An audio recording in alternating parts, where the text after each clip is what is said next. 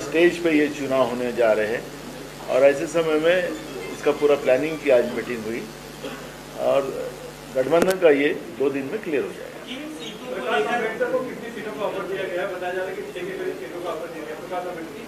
देखो, बैठ के बात कर रहे हैं हम लोग, चल रहा है, उसमें चर्चा चल रही है, वो जब अंतिम होगा तब हमें बताएंगे। देखो, ये चुनाव प्रक्रिया है, आप सब जानते हो। ये चुनाव प्रक्रिया में जो सबसे शक्तिशाली दल जो देश का है, नहीं तो दुनिया का है, ऐसा बोलने वाले महामहिम स्वयंभू विश्वगुरु का भी अभी तक महाराष्ट्र में अलायंस अभी क्लियर नहीं हुआ है। तो सुनो ना, मैं हमारी बात कर रहा हूँ ना, तो जब हमको सवाल पूछते तो उनका भी हम आपको थोड़ा ध्यान आकर्षित करते हैं आपका। तो हमारा ये कहना है कि ये चुनाव प्रक्रिया है, उनका हो या हमारा हो, थोड़ा ये अलायंस के इसमें थोड़ा प्रॉब्लम होते ही है, तो वो 1-2 दिन में हम लोगों का क्लियर हो जाएगा। देखो, हमारी जो जगह है हम लोगों ने क्लियर की थी, उसमें की हमने किया है, उसके आगे हम लोगों ने किया नहीं है। तो जो जगह हमारी क्लियर हुई थी उसमें किया है, हम लोग भी तो ज़्यादा सीटों पे कर सकते थे, लेकिन जब तक वो सभी सीटों पे जब तक प्रॉपर डिस्कशन नहीं होगा, मुंबई में अभी डिस्कशन हुआ, कई जगह पे डिस्कशन नहीं हुआ है, तो जब तक ये पूरा क्लियर होगा वैसे वैसे सीटें डिक्लेयर होंगी। नाना, वो कुल कितने सीटों पर अब तक क्लैरिटी हो चुकी है, उसके बारे में बताइए। पास में सभी जगह पे हुई है। वो आपको कहा है कि हमारी जो मित्र पक्ष है उनसे भी बात हुई है। आपका सर 15, 16, 17, 18, 19 कितनी क्लैरिटी हुई है, वो थोड़ा प्लीज बता दें तो बेहतर होगा। मैंने कहा कि देखो, मैं आपको एक कह रहा हूँ, एक स्पष्ट कह रहा हूँ, आप उस बात को आप लोग घुमा रहे हो। हमने स्पष्ट आप लोगों से कहा है कि जैसे प्रकाश आंबेडकर जी का दल है और हमारे सपा है, कई दल हमारे साथ है, उनसे भी कम्युनिस्ट है, उनसे सबसे बात चल रही है और उसमें बैठकर ये सब, क्योंकि हमें एक मजबूत गठबंधन हमारा महाविकास अघाड़ी का ये चुनाव में महाराष्ट्र में सामने जाए और 48 जगह सीट जो है वो सभी सीटों पे कैसा हम जीत सकते हैं, उसका प्लानिंग हमने किया है। कुमरेड के विधायक छोड़ सकते हैं पार्टी और रामटेक से उनको उम्मीदवारी मिल सकती है, शिंदे सेना से ऐसी जानकारी है। क्या आप लोग की बात हुई राजू पारवे से, उनका क्या कहना है? राजू पारवे परसों के दिन आपके साथ थे, हमारे साथ थे, आप कोई चैनल उसको चला रहा था और वो बता रहा था कि मैं तो इधर ही हूँ। तो ये चर्चा का विषय चलते रहेगा। अभी हमें कहा कि इलेक्शन की एक बार टिकटों का महायुति में भी फाइनल होने जान दो, तो देखो कैसे कैसे पोला फूटता है उधर भी। तो ये सब बातें तो अब चलती रहेगी, इसमें कोई छुपा नहीं है, ये सब बातें चलती रहेगी। किसी को दबाव में है, किसी को प्रलोभन है, ये सब चलते रहेगा। तो ये सब मामले स्पष्ट होगा। चलो मराठी।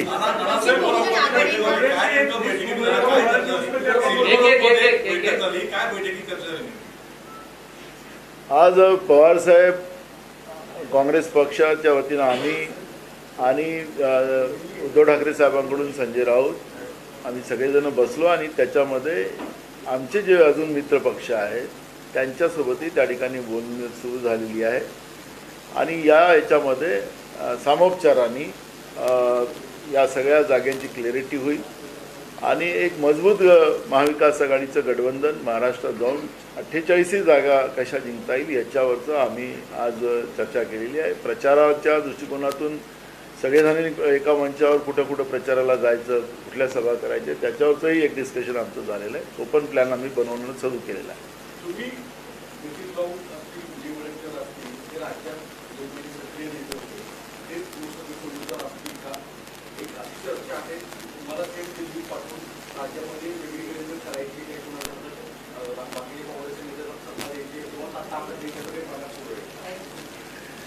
हे चुनाव प्रक्रिया आहे, त्याच्यामध्ये निवडणुकीच्या प्रक्रियेमध्ये आखरी प्रत्येक सीट आम्हाला जिंकायची आहे। त्याच्यासाठी ज्या जागा आम्हाला मिळतील त्या जागेवर आम्ही जिंकलो पाहिजे, त्या पद्धतीचा हायकमांड निर्णय घेत आहे।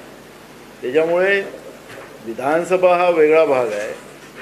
आता रेवंत रेड्डी हे खासदार होते तेलंगणामध्ये, राज्याचे मुख्यमंत्री झाले। त्याच्यामुळे या सगळ्या गोष्टीचं या निवडणुकीच्या प्रक्रियेमध्ये कुठला अर्थ लागत नाही। त्यावेळच्या निवडणुका ज्या ज्या येतात त्या त्या निवडणुकांमध्ये त्या त्या वेळची व्यवस्था निर्माण केली जाते आणि हायकमांड त्याच्यावर सगळं लक्ष ठेवून असतं।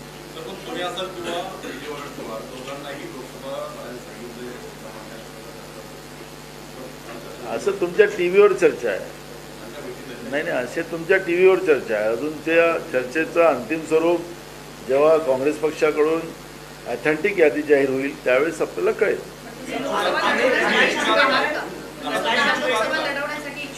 मला काय, मी पार्टीचा सिपाही आहे. पार्टीच्या आदेशाचं पालन करणारा मी कार्यकर्ता आहे. मागच्या वेळेस नागपूरला निवडणूक लढायला सांगितली, मी लढली आणि मजबूतीने लढली.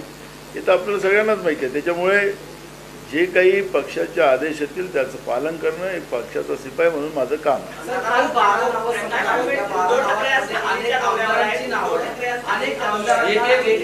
अनेक आमदारांना लोकसभेवर घ्यायची तयारी काँग्रेसकडून करण्यात येते.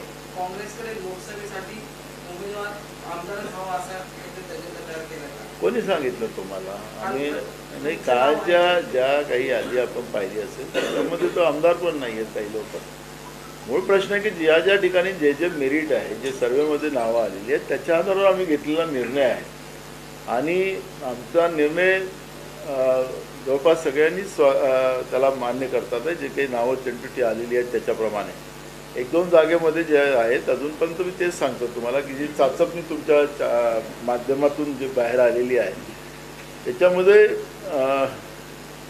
100% ते बरोबर आहे असं मी मान्य करत नाही. त्याच्यामध्ये काही बदलाव तुम्हाला पाहायलाच मिळेल. पण त्याच्यामुळे ही जी काही चाचपणी तुमच्या माध्यमातून झालेली आहे ती आम्हाला पॉझिटिव्ह आलेली आहे.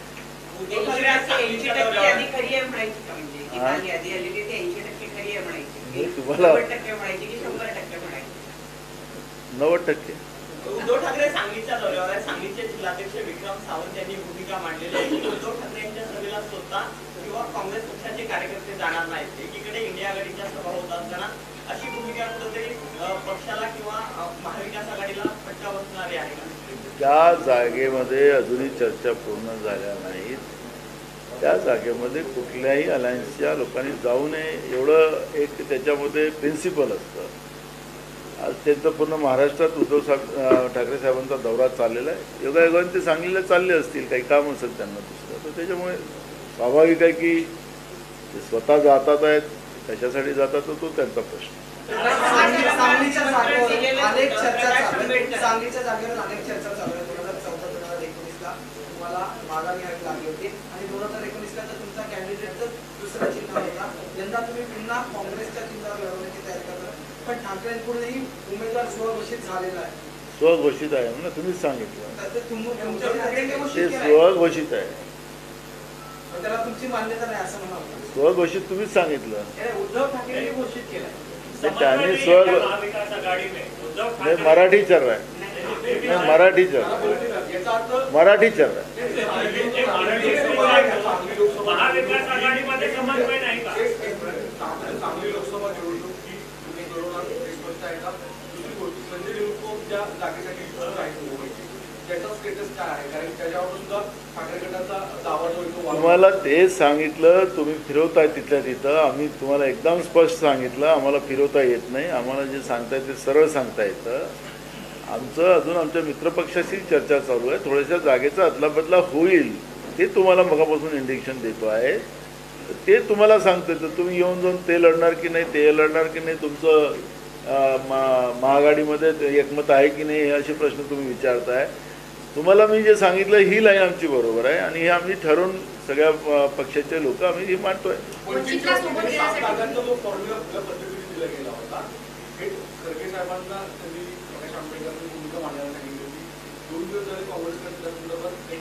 आज आम्ही तुम्हाला सांगितलं की त्यांचं आमचं बोलणं झालेलं आहे. म्हणजे विशेष करून आज जयंत पाटील त्यांच्यासोबत बोललेत, मिसेस आंबेडकर पण बोलल्यात आणि त्याच्यामधून आता मार्ग काढतो आम्ही. आणि त्या सकाळी बसून आम्ही सगळे लोक तिघेही, आम्हाला सेपरेट नाही, आमचं महाविकास आघाडी म्हणूनच आम्ही सगळे लोक निर्णय घेऊ. त्यामुळे आजच चर्चा झाल्या. त्याच्यामुळे आम्ही तुम्हाला सांगतो की 1-2 दिवस लागेल याला. 1-2 दिवसामध्ये हा प्रश्न निकाली. एक मुंबईचा प्रश्न आहे की दक्षिण मध्य मुंबईत एकनाथ गायकवाड हे स्ट्रॉंग उमेदवार होते पण नागपूरमध्ये ते आता त्यांच्याकडे जो शिवसेनेचा खासदार आहे तो शिंदे गटात आहे. तर ठाकरेंकडून अनेक देशांची ब्रँडिंग होत असताना तुम्ही वर्षा गायकवाड यांच्याही नावाची चर्चा होती. वर्षा तुमच्याच वाटेल येणार आहे. तुम्हाला तेच सांगत आहे की आता काही जागांचा अदलाबदल होऊ शकतात. मित्रपक्षाच्या विचारामुळे काही बदलाव होतात ते तुम्हाला सांगत आहे, तर तुम्ही तिथंच तुमचं मर्फीच्या रेकॉर्डसारखं ते लटकताय, तर तुम्ही उत्तर काय देऊ? महाविकास आघाडीमध्ये तुम्ही बलिदान करणार का मग? महाविकास आघाडीमध्ये तुम्ही तुमच्या जागांवर तुम्ही बलिदान करणार का?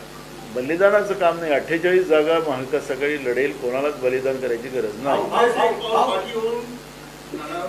एक पाऊल पाठी येऊन भाजपला टक्कर देणार. आम्ही पाठी आणि उठी असं नाही करणार आहोत.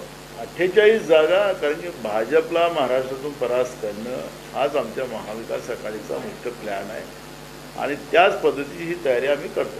एक सवाल जो भी चर्चाएं हो रही है वहाँ देवेंद्र फडणवीस, चंद्रशेखर बावनकुळे, चंद्रकांत पाटिल, बीजेपी की पूरी ताकत महाराष्ट्र में घूम रही है. कांग्रेस से बातचीत में हमारा काम शुरू हो मेरा चुका. सवाल हाँ. तो ऐसे में ऐसे लगता है कि भाजपा ये जो लड़ाई कर रही थी आपकी करने की क्या महाविकास आघाड़ी को. देखो, भाजपा की परिस्थितियाँ क्या हुई है महाराष्ट्र में आप मेरे से ज़्यादा जानते हो, आप मीडिया के लोग हो और आपको सब पिक्चर क्लियर है. भाजपा डरी हुई है महाराष्ट्र में. गुजरात में जब चुनाव आप ले रहे हो तो एक ही फेज में ले रहे हो. महाराष्ट्र में 5 फेज में लेने की क्या जरूरत थी?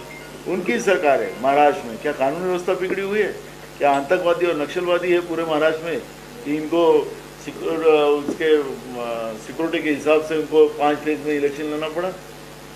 गुजरात और महाराष्ट्र में इतना डिफरेंस क्या है कि तुम्हें 5 फेज में चुनाव लेनी पड़ी? इसका जवाब तो उनको बीजेपी को देना पड़ेगा. इतना लंबा समय महाराष्ट्र में ये चुनाव की प्रक्रिया करवाना, ये तो बीजेपी का डर है ये कि 5 फेज में इलेक्शन करके उनके नेताओं को ज़्यादा समय कैसा मिले और कोई भी हालत में झूठ मूठ बोलकर, झूठे सपने दिखाकर और जितना हमको कैसा है उसकी कोशिश, असफल कोशिश वो लोग कर रहे हैं और उनकी हार तय है. और इसलिए ये कोशिश कर रहे, करने दो. वो घूम रहे क्यों घूम रहे? क्योंकि अब साड़ियाँ बांटी कंट्रोल के दुकान से, तो साड़ियाँ भी फटी बांटी. अब वो अपना जो फटापन है वो छुपाने के लिए घूम रहे. इनको तो लोग, अब प्रक्रिया शुरू हुई है, मैदान चालू होने दो. जब चुनाव आएगा तब लोग इनको, बीजेपी को कैसा जवाब देना है लोगों ने डिसाइड किया है. सवाल ये था कि शांति की सीमा या पुणे की सीमा या वंचित ने जो 7 जिले को कांग्रेस को समर्थन देने का पत्र लिखा, तो महाविकास आघाड़ी को जिताने के लिए कांग्रेस अपने सीटों का बलिदान करेगी. ये बलिदान का इशू नहीं है. आखिर हम तुमको बार बार ये कह रहे हैं कि ये बलिदान का कौन अपहरण ले रहा है, कौन छोटा हो रहा है, ये बात नहीं है. देश की संवैधानिक और लोकतांत्रिक व्यवस्था का बीजेपी की वजह से खतरा पैदा हो चुका है. खतरा फायदा ही नहीं, खतरा ही हो गया है. ऐसे समय में जिस कांग्रेस ने देश को आज़ादी दिलाई, उस कांग्रेस ने जिस आज़ादी के बाद में डॉक्टर राजेंद्र प्रसाद जी की अध्यक्षता में डॉक्टर बाबा साहब अम्बेडकर जी के विचारधारा से जो संविधान इस देश में बनाया, उस संविधान ये दुनिया का सबसे लोकतांत्रिक संविधान है और इस संविधान को बचाना ये कांग्रेस का दायित्व है और कांग्रेस इसको पूरी कोशिश कर रही है. और इसलिए जितने भी जो दल है जो बीजेपी के विरोध में है, उनको एक साथ लाके ये महाराष्ट्र से बीजेपी को सत्ता से बाहर कैसा निकालना, क्योंकि महाराष्ट्र एक है कि देश का एक परिवर्तन लाने की ताकत रखता है. ये छत्रपति शिवाजी महाराज की भूमि है, शव अम्बेडकर विचारधारा की भूमि है. इसलिए तो हमने कोल्हापुर में शव महाराज को खड़ा किया. तो ये विचारधारा जो है, ये विचारधारा इस देश की लोकतांत्रिक व्यवस्था को मजबूत बनाने का काम करती है और इसलिए हम लोगों की कोशिश है कि इसमें पूरी तरह कहीं पे भी कोई लैकुना न रहे. ये कोशिश हम लोग कर रहे हैं. तो इसमें बलिदान का शब्द नहीं आता. ये देश, हमारा उससे कोई फर्क नहीं है. ये कोई, वो लोग भी अगर जगह ले रहे तो उनकी जहाँ अच्छी है तो वो लेंगे ना, जहाँ हम अच्छे हैं वहाँ हम लेंगे, मेरिट के आधार पर डिसीजन लेंगे. एक सवाल सर, बीजेपी की तरफ, बीजेपी जहाँ जहाँ हारने वाले पोजीशन में वहाँ वो एडजस्टमेंट करने के लिए तैयार है, छोटे दलों को भी साथ लेकर कुर्बानी दे रही है. तो आप लोग जहाँ पर लड़ रहे, परसेप्शन ऐसा हो रहा है कि उन्हें वो अल्टीमेट गोल देख रहे 405 का. अगर आप भी जो है बीजेपी को हराना है तो जहाँ पर आप कन्वीनियंस नहीं है कि जहाँ पे आप लोग है ना 2 बार चुनाव हार चुके, जैसे सेना बार बार दावा करती है। तो क्या आप बड़ा भाई होकर बड़ा दिल दिखाने के लिए कांग्रेस क्यों तैयार नहीं हो रही है, जिस वजह से उनका कहना है कि सांगली की सीट पे 2 बार आ चुके हैं, भिवंडी की सीट हो चाहे यहाँ पर दक्षिण मध्य मुंबई की सीट हो, उनकी दलील ये है कि आप लोग बड़ा दिल दिखाइए, रियलिटी को समझिए और एडजस्ट करके आगे बढ़िए। अल्टीमेट गोल बीजेपी को हराना होना चाहिए, ना कि अपनी सीट को बनाकर रखना हो। शिवसेना आपके सामने क्या बोली मुझे पता है, लेकिन हमारे मीटिंग में जो डिस्कशन हुआ उस डिस्कशन का मैंने आपके सामने वक्तव्य रखा है। हम अलायंस को एक दोस्ती की तरह और पूरी मैत्री के साथ हम उसको निभाना चाहते हैं। पीछे कौन क्या बोल रहा है उसकी तरफ हमें कोई ध्यान देने की जरूरत नहीं है। हमारा स्पष्ट है, हमारी लाइन स्पष्ट है और हमारे नेता राहुल गांधी जी ने जब पूरे देश की पदयात्रा की, 10,000 किलोमीटर को उन लोगों ने जिस तरह से लोगों की भावना और जन भावनाओं को समझकर जो हम लोगों ने 5 गारंटीज विशेष करके, जो महिलाओं के लिए 5 गारंटी, युवाओं के लिए 5 गारंटी, किसानों के लिए 5 गारंटी, कामगारों के लिए 5 गारंटी और युवाओं के लिए 5 गारंटी, ऐसे 25 गारंटी हमने दी है। वो राहुल गांधी जी को जो लोगों ने भावना रखी उसी आधार पर जनमत को हमने उनको न्याय देने के लिए उस तरह का एक विश्वास जनता के बीच में हमने डाला है। अलायंस में ये सब चीज़ें चलते रहेंगी, लेकिन हमारा मंसूबा और हमारा मकसद एक ही है कि देश जो बर्बादी की कगार पर बीजेपी ने खड़ा करने का काम किया है उसको मुख्य धारा में लाना, ये हमारी कांग्रेस की कोशिश है। और इसलिए जो हमारे मीटिंग में जो डिस्कशन हुआ उसके बारे में हमने आपको बात रखी। पीछे में और कोई बात करता है तो उसका जवाब देने के लिए मेरे पास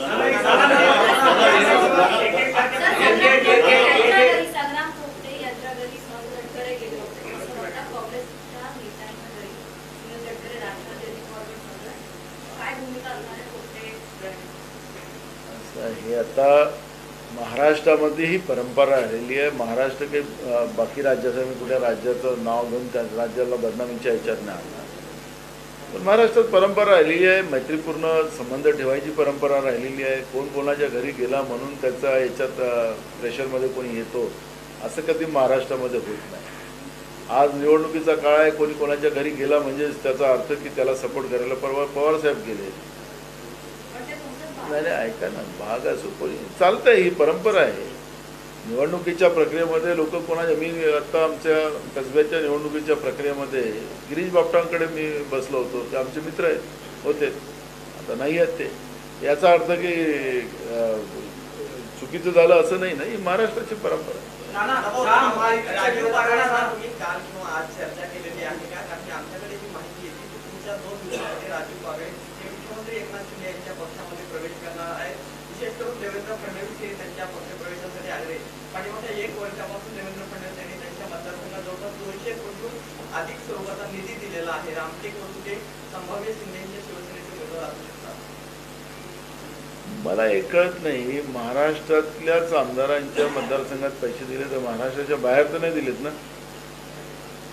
योगायोगानं फडणवीस हे नागपूरचे आहेत, स्वाभाविक आहे की नागपूर मध्ये 2 पैसे जास्त मिळावे असं कोणी, मी उद्या मंत्री झालो तर कोण पक्षाचा कोण आमदार आहे याचा थोडी विचार करणार। स्वाभाविक आपल्या जिल्ह्यावर प्रेम ठेवणार म्हणून त्याला 2 कोटी रुपये दिले, त्याच्या मतदारसंघाच्या विकासामध्ये ते इकडे गेले, असं कसं म्हणता येईल? काही पण तुम्ही चर्चेला काही कारण नसताना चर्चा उभी करायची।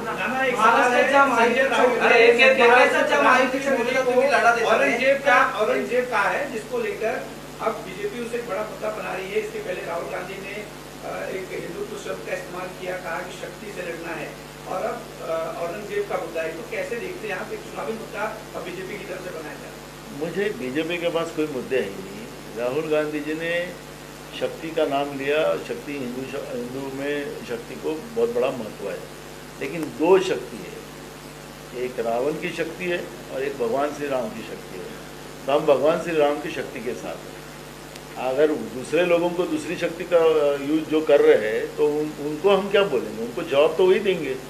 अगर हिंदू की बात करते हो तो जहाँ महिलाओं पे अत्याचार हो रहा है, मणिपुर में महिलाओं के ऊपर उनके इज्जत लूटी जाती है, उनके निवस्त्र किया जाता है, उनको जलाया जाता है, तो ये कौन से हिंदू की परंपरा है? हम पूछना चाहते हैं उनको, बीजेपी को, ये बुरी शक्ति के साथ वो लोग हैं, वो बुरी शक्ति के विरोध में राहुल गांधी है, तो फिर गलत क्या बोला है? हम वो बुरी शक्ति के विरोध में हैं, हम जो भगवान श्री राम की जो शक्ति है उसके साथ हम लोग हैं। और औरंगजेब के मुद्दे पे क्या कहेंगे सर? औरंगजेब से तुलना की गई है संजय राउत द्वारा। प्रधानमंत्री की तुलना औरंगजेब से की गई है, आप मानते हैं कि समर्थन देते हैं आप कि क्या कहेंगे? आप संजय राउत से पूछिए, सुबह 9 बजे, बोल दिया, आप क्या कहेंगे? सुबह 9 बजे संजय राउत जी से पूछिए।